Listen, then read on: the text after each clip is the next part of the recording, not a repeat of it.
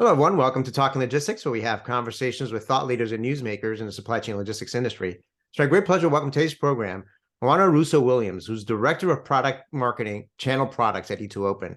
And today we're going to talk about the connected channel. So we all know that there are a lot of dimensions and moving parts to supply chain management. And one area that I don't think gets enough attention is channel management. That is the way companies connect, communicate, and collaborate with their distributors, resellers, and other channel partners. And like in other areas in supply chain management, there have been a lot of lessons learned with regards to channel management over the past 2 years. So what are some of those lessons? Why are we now talking about the connected channel? And how can companies move up the maturity curve in this area? Well, those are some of the questions that we're going to discuss in today's episode. And it's great to have Oana on the program with us to share her insights and advice on this topic. So Oana, welcome to the program. Hi, Adrian. I'm glad you invited me here. Glad to be here. And I think what you're mentioning, it's so pertinent to what companies are doing in the channel nowadays. Yeah, absolutely. So I think this is a great, topic of conversation. Like I said, I don't think, I personally focus a lot of my time on the logistics side of things, right? And distribution. But we all know that all these pieces are connected, and what happens in other parts of the supply chain, like channel management, ultimately impacts what happens in transportation and distribution and so forth. So I think that this is something that folks in the industry need to know about.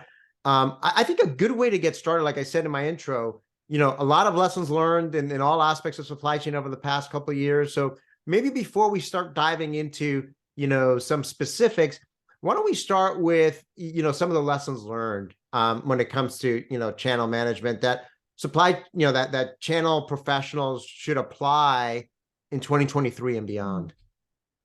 Yeah, absolutely. There are loads of lessons that we can learn. I mean, if you look at the last, 2 years, we were just coming out of lockdown. We were hoping that the economy would pick up. We're hoping that the supply constraints that we've seen probably from 2019 onward would ease off. To some extent, those have been, just hopes. They haven't materialized completely. Supply has still been constrained. Then we got the war in Ukraine, who put the price of gas, and then that reflected throughout everything. If you're selling, or if you're moving, or if you're making stuff, it didn't matter. It impacted your cost of doing business. So all of those things are factors that impacted how a company is able to take goods to the customers and keep its promises and deliver that consistently to keep those customers happy. Now, those things also impacted those abilities negatively. So companies who have a channel and channel professionals, the lessons that they can learn is that you can't control those things. They're all out of your control. But what you can do is make sure that you take all of the measures that are within your remit to address them. And the key measure to me is being connected, bringing together all of the parties that impact. It's not enough to look, in a tunnel vision. How do I reach my customers and think, I don't know, I'm a reseller, I'm a distributor, I'll only connect to those who buy from me. You need to have that connectivity upwards and backwards. Who's delivering the product to me? A logistic company is it's the last one who touches your product before it goes into the hands of the customer. Whether you're a partner or you're a company having a channel, you should care about how your channel partner interacts with that logistics company. Having visibility into who's making the product and their ability to make the product and deliver it to you, and connecting the channel partner, the reseller, the distributor, the company who actually sells your goods to those who actually make your goods, or at least giving them visibility into their ability to make those goods, gives them the information whether they want to take an order or not, whether they want to keep more stock or not. So the big lesson is that we all need to be connected. You have to have a connected channel that links to everything else. It's not enough to operate in isolation just as a tunnel. Yeah, no, a lot of great points. I mean, you brought up the supply constraints, and I think certainly that's an area that I saw that as well in some of the companies I spoke with. We for so long we talked about being demand driven, but for a period of time there, companies had to shift and become supply driven, because whatever the only things they can deliver were things that they actually had supply around, and sometimes being able to meet that customer expectation was challenged because companies simply didn't have the parts, the materials, and so forth to meet that demand.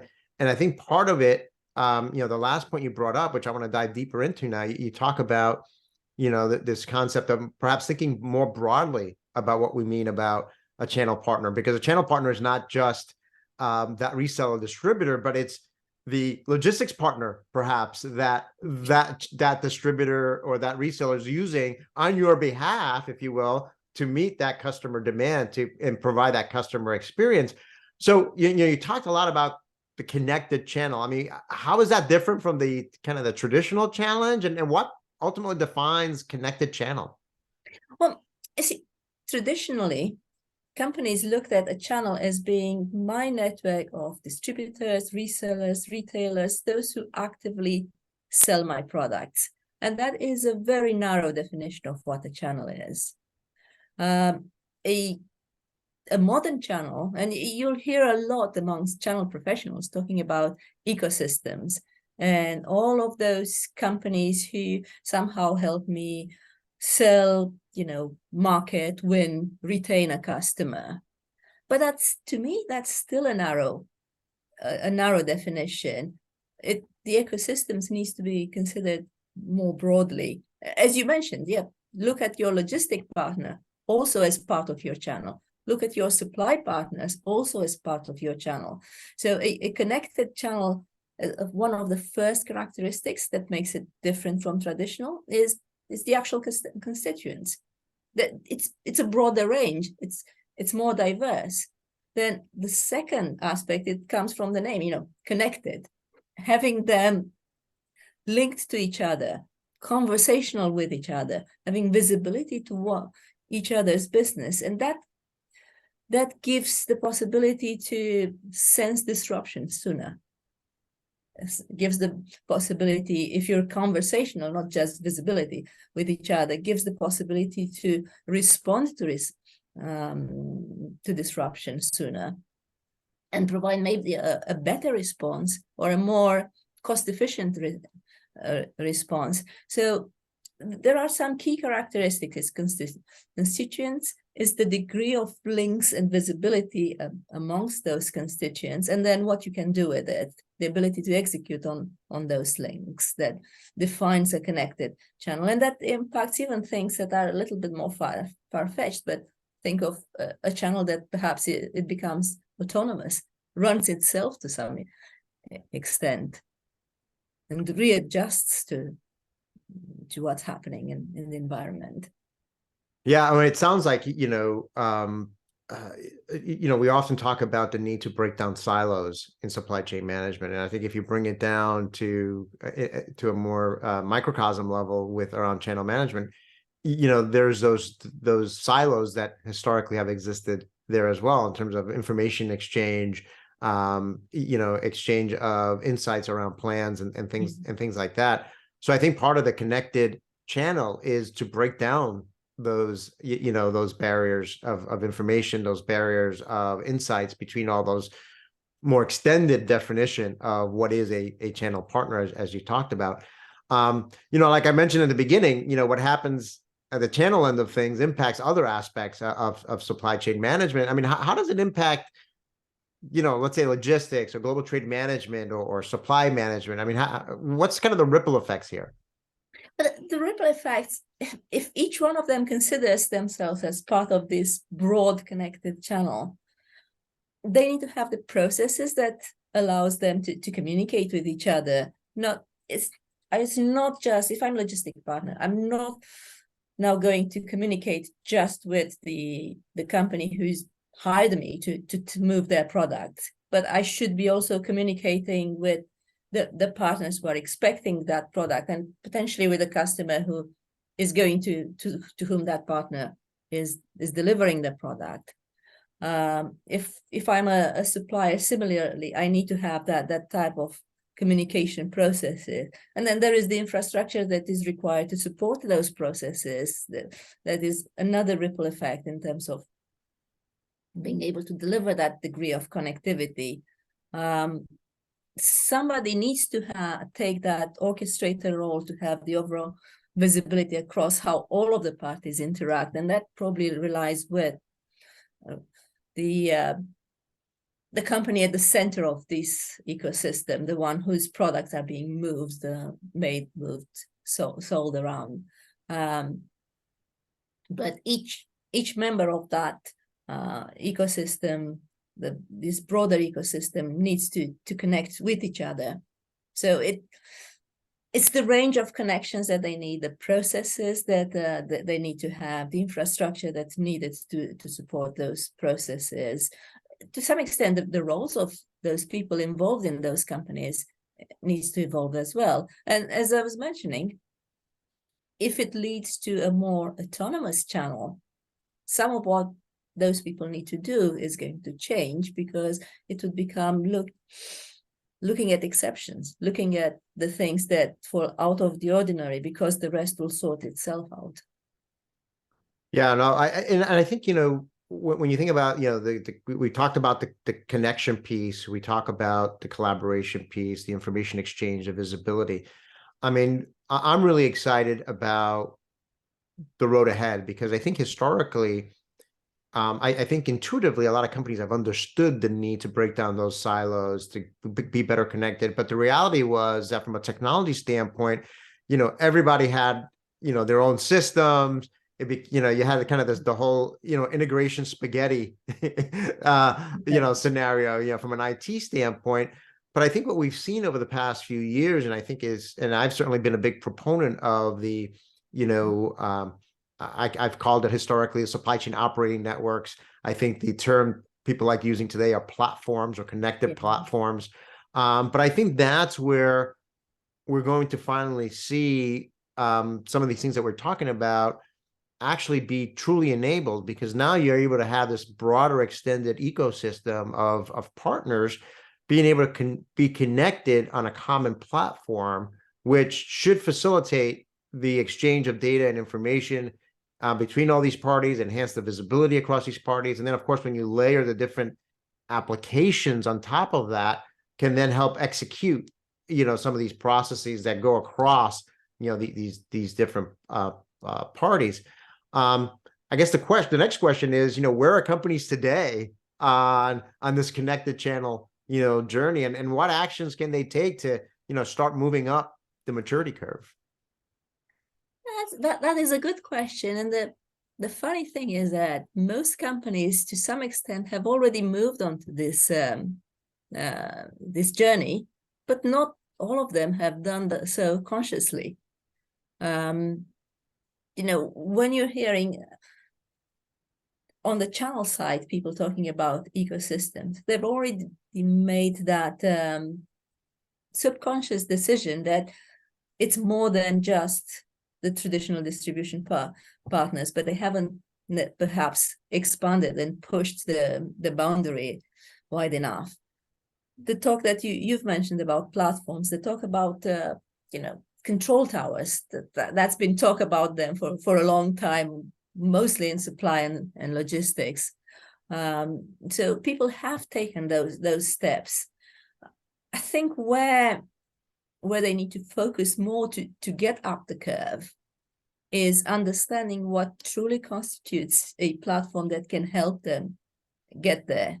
Because there are certain things that cannot be built overnight. You know, having a network connected to that platform, loads of partners already onto that platform, actively interacting with each other, onto that platform. It's important. It takes time, it takes effort and money to bring companies onto a platform. It doesn't, it doesn't grow overnight. It's not a mushroom. Then it's having the degree of openness that allows parties who aren't there to get onto it really quickly, and the degree of openness that allows the applications that help that connectivity become real to talk to each other. That's another thing that companies need to look at when they're investing in getting ready for building their connected channel.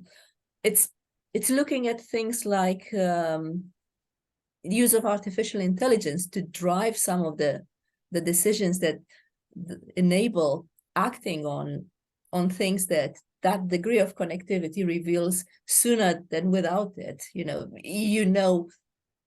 Immediately if something is wrong at one end of your supply chain, and you're able to take action at the other end. One of the things that I haven't mentioned when you're talking initially about lessons learned and how the connected channel can help. Think of a channel that as a valve. It can actually help correct mistakes or things that happen elsewhere, far remote from what somebody would consider a channel. What if you've, I don't know,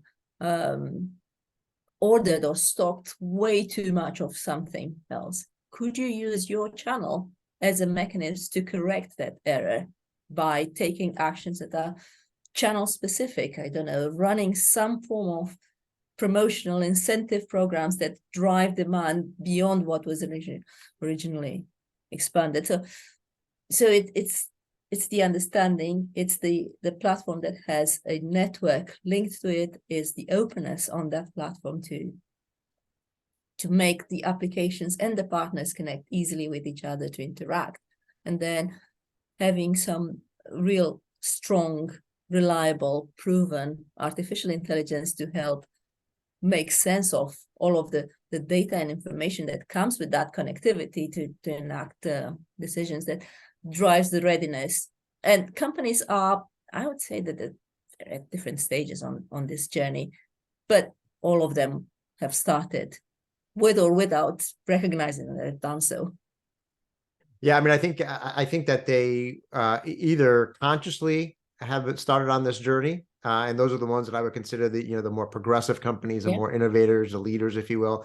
And then there are those that were forced to start thinking about this because of the pandemic and because of the disruptions and everything else. Because I think one of the other things that we haven't talked about today, but I think is wrapped up in everything we discussed, is this renewed and growing focus on supply chain resilience and risk management. And I think it's the recognition that companies have, that they are not masters of their full domain, that they are dependent on their partners, either those that they work with directly, if they're doing their own direct sales and the logistics partners and suppliers.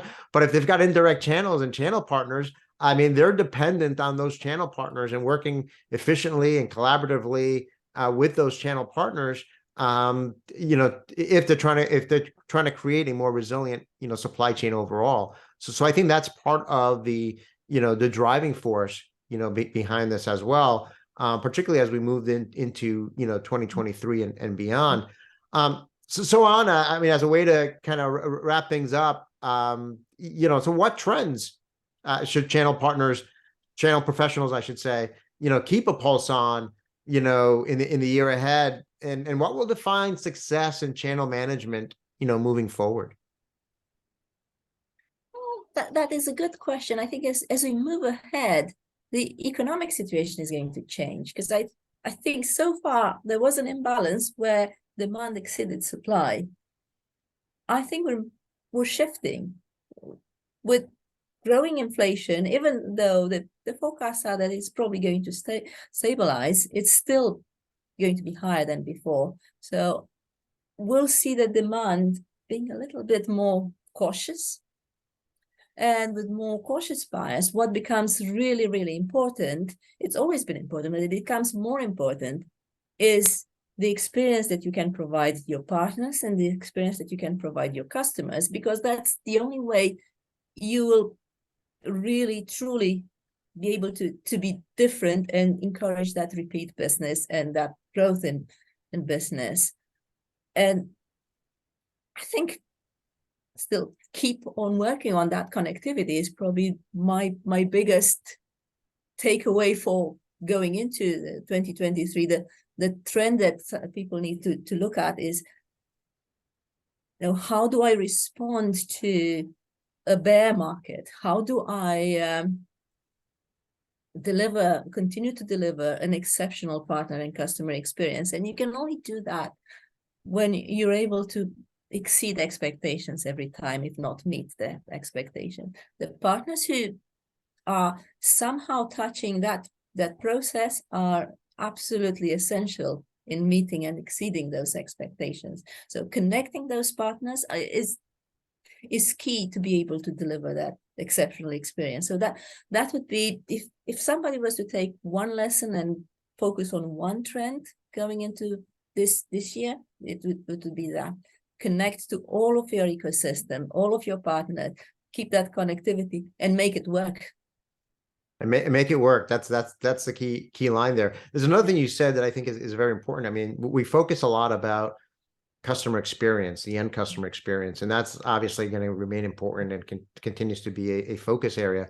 But you also said, provide a positive experience with the business relationships you have with these channel partners, because that's what they're looking for as well. So it's not just about customer relationship management and customer experience, it's also channel partner relationships and channel partner experience that you're trying to maximize, because really their success is your success and vice versa. So it's also having a lens or a perspective of how can we provide a win-win, mutually beneficial relationship with our partners, with our channel partners, which ultimately, if we do that, you're going to be in a much better position to ultimately deliver that enhanced customer experience to the end customer, right? Absolutely. We're all part of an ecosystem. If one part of the ecosystem suffers, the overall ecosystem suffers.